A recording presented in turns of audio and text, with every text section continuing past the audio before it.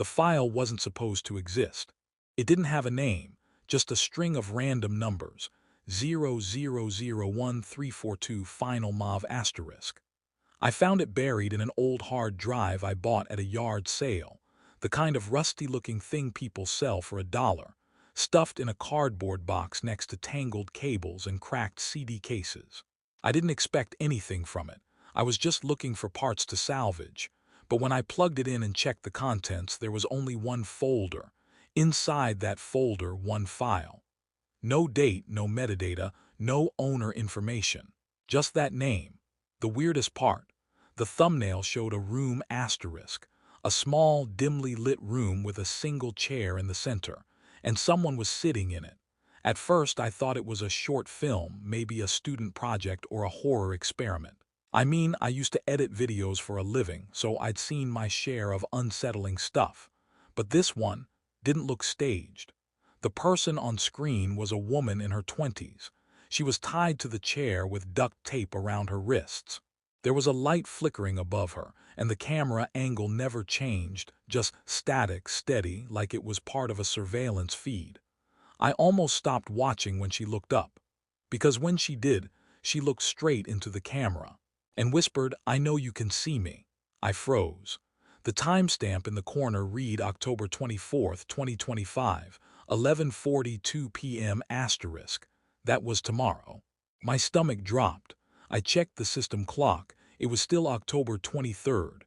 So how the hell could a file have footage from the asterisk future asterisk? I paused it, then scrubbed through the timeline. The video ran for 13 minutes. For the first 5, the woman barely moved. Then, at minute 6, she began speaking softly at first, but then louder, pleading. "He's coming back," she said. "You need to turn it off." Her eyes darted to something off-screen. I leaned closer. That's when the audio spiked, a sharp, metallic scrape, like a door hinge screaming open. She flinched, started crying, and whispered something I couldn't make out. I turned the volume up. It was my name. I slammed my laptop shut so fast it nearly cracked.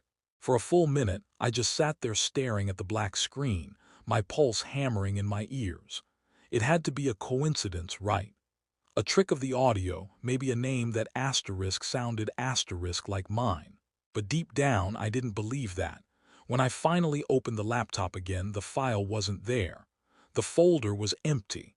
I checked the recycle bin, nothing. I even searched the entire drive by name, extension, size, gone. I was about to give up when my cursor started moving on its own. Slowly, deliberately. It drifted across the screen, right to the search bar, and typed 0001343 final mov, then it hit enter. Another file appeared. Same folder. Same icon. Same timestamp, except this one said October 25th, 2025, 11:42 p.m. My mouth went dry. I hesitated for a long time before double-clicking it. The video loaded instantly, no buffering, no delay. The same woman, same room. But something had changed. She was looking asterisk past the camera now, like there was someone else in the room. Then she spoke again.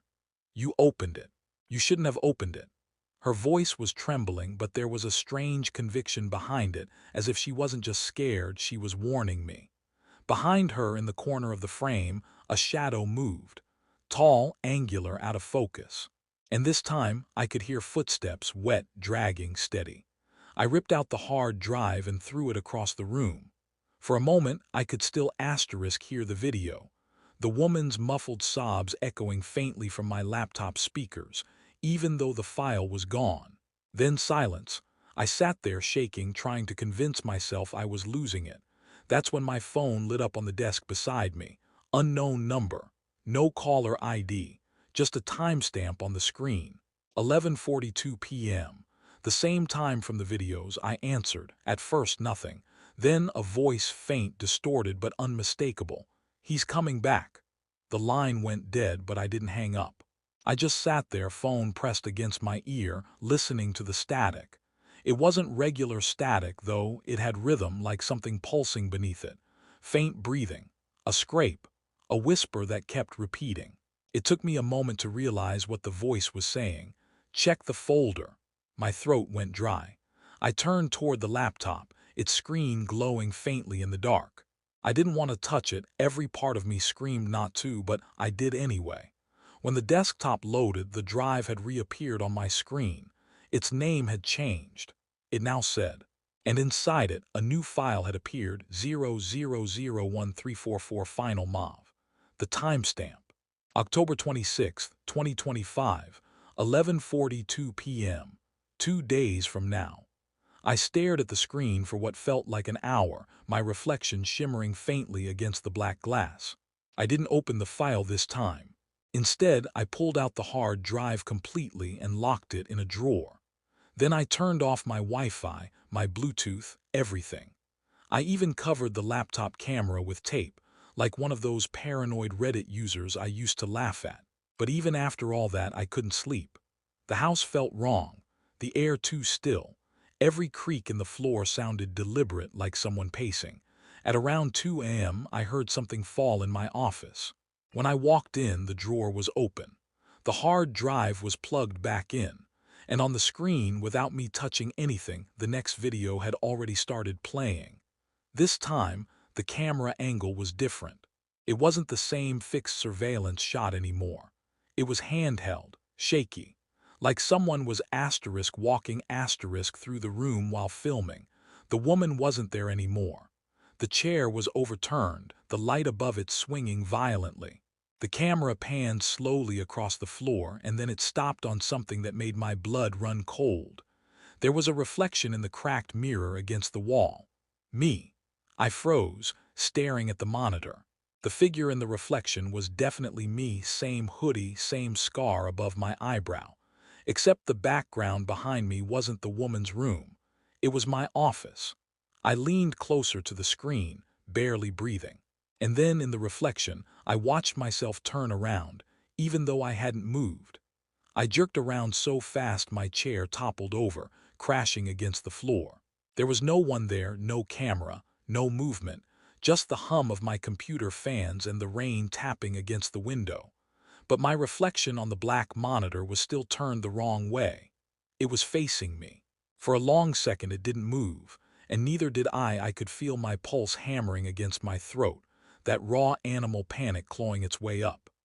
Then slowly, the reflection smiled, not the kind of smile you make when you're happy, but one that stretches too wide, just enough to look human but not right. The monitor flickered, my reflection raised a hand, and from the speakers the woman's voice whispered again, barely audible beneath the static. "He's behind you." I spun around. The door to my office was open. I swear I had closed it, and faint, uneven footsteps echoed down the hallway. I backed away from the desk, grabbing the nearest thing I could, a metal lamp. The footsteps stopped right outside the doorway.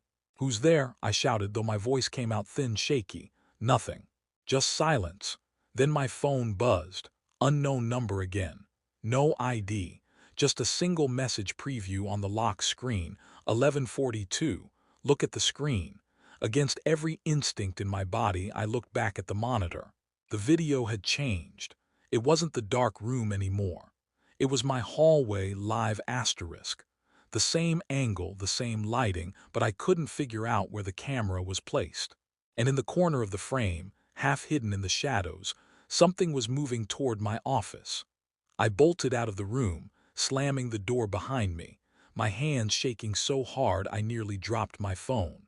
I ran outside into the rain, barefoot, not even bothering with a coat. My only thought was get out. When I finally reached the street, I turned back to look at my window. The office light was still on. Then I saw it, a figure standing by the desk. Tall, thin, shoulders too narrow, head tilted slightly to one side like it was listening. It didn't move for a long time, just stood there, staring down at my laptop screen. Then slowly it turned toward the window. Even from that distance, I could tell it wasn't just a shadow. Its face was blank, smooth, featureless. But I could feel it looking at me. And on my phone, a new notification appeared. 00013445 Final MOV is downloading asterisk. I didn't go back inside. I just stood there in the pouring rain, watching the light flicker in the window. My phone vibrated again, over and over like it was possessed, the same message repeating. Download complete. Play video. I didn't press anything. I just threw the phone into a puddle and watched it sputter, screen still glowing faintly beneath the water. When I finally gathered the courage to look up, the light in my office went out. Everything went completely dark, but I could hear it faint scraping against the glass, like fingernails dragging down the window pane. Then, a sound that made my entire body lock up, my laptop notification chime, echoing from upstairs, distorted and wet sounding. I backed away slowly, trembling. I didn't even notice the figure standing at the end of the street until lightning lit up the sky. Someone was there, tall, unmoving, facing me. I ran. I don't remember choosing a direction. I just moved until my lungs burned and my legs felt like lead. Eventually, I ended up in an all-night gas station on the edge of town. The clerk gave me a weird look when I stumbled in, dripping wet, barefoot, shaking. "Everything all right, man?" he asked. I just muttered something about my phone being hacked, about files that shouldn't exist. He nodded slowly, that asterisk sure, buddy asterisk kind of nod, and turned back to restocking shelves. I found a payphone in the corner and tried to call the police, but the line was dead. When I looked up at the little digital clock above the counter, my heart stopped. It read 11:42 p.m. Then the screen on the lottery machine near the window flickered to life. No numbers, just a single phrase looping over and over. "He's back." I stumbled outside, ready to scream, to run, to do anything but stand there. And that's when I saw the payphone again. Except this time it was ringing. The sound cut straight through the rain, harsh, metallic, impossible to ignore. I didn't want to answer it, but I couldn't walk away either. My hand lifted on its own, trembling, and I pressed the receiver to my ear. At first I heard nothing but static. Then softly the woman's voice came through. "Don't let him touch the file," she said. "He can't exist without it." I tried to speak, to ask what that meant, but she interrupted me. "Delete it or he'll find you. He'll find anyone who watches." Then, before the line went dead, she whispered one last thing, barely audible, but clear enough to freeze the blood in my veins. "You already watched it twice." The phone went dead with a soft asterisk click asterisk, but I kept holding it against my ear, praying she'd say something else, anything. Rain hammered against the pavement outside, blurring the neon lights into streaks of red and white. Then I heard it, not from the phone this time, but behind me. Footsteps, slow, wet, heavy. I turned around, and through the reflection in the glass door of the gas station, I saw him. The same tall figure from my window, standing under the buzzing streetlight. His shape shimmered, like static on an old VHS tape, glitching, twitching in and out of focus. I stumbled backward, heart hammering so hard I could barely breathe. The air around me buzzed like electricity. My phone, the one I'd thrown away, started ringing again, except it wasn't in the puddle anymore. It was on the counter next to me, screen lighting up, showing a single notification. 0001-346 final MOV is playing. I looked down. The video was already halfway through. And this time, it wasn't the woman or the room, it was me. I was standing in the middle of the gas station, holding the phone, trembling, exactly as I was now. Except the version of me in the video looked older, tired, terrified. He lifted his head slowly, looked straight into the camera, and said my name. Then, with a shaky breath, he whispered, "It never stops. You can't delete what's real." Behind him, behind asterisk me asterisk, the same tall, flickering shape loomed closer, its face blank and fluid, like it was being redrawn frame by frame. Then the older me turned toward it, eyes wide, and the video cut to black. I dropped the phone. It shattered against the floor. But even without the screen, I could still asterisk hear the audio, faint breathing, growing louder, closer. The power went out. Everything, the lights, the vending machines, even the hum of the refrigerator, cut off in one perfect, suffocating second. The darkness pressed against me, thick and absolute. Then, from somewhere near the door, came that same dragging step. I grabbed a lighter from the counter, flicked it on. The tiny flame barely pushed back the dark, but it was enough to see the outline of the figure standing just a few feet away. It didn't move, didn't breathe, just tilted its head slowly like it was studying me. In the faint light, I saw its surface ripple not skin, not even flesh, but something that looked like pixels, asterisk layers of static shifting and bleeding into each other. My lighter flickered. The figure raised its hand and pointed toward the payphone. The receiver was off the hook again, dangling. And from it, in the woman's trembling voice, came the words that ended every video I'd watched. "He's coming back." The lighter burned out. Darkness swallowed me whole again. I could still hear the voice from the payphone repeating the same phrase, softer each time, like it was fading into static. "He's coming back. He's coming back." And then silence. The air around me went cold, not the natural kind, but the sharp, buzzing cold that makes your teeth ache and your breath feel thick. When I turned toward the front door, the figure was gone. But something else had changed. My phone was sitting on the floor again, perfectly intact, screen glowing faintly through the shadows. A new video had appeared. No file name this time, just asterisk. My hands were trembling so badly I almost dropped it again. The thumbnail showed me, sitting on the floor of the gas station, holding the phone. Except there was something standing directly behind me in the frame, a dark silhouette, reaching down. As I stared, the thumbnail began to move. I don't remember pressing play.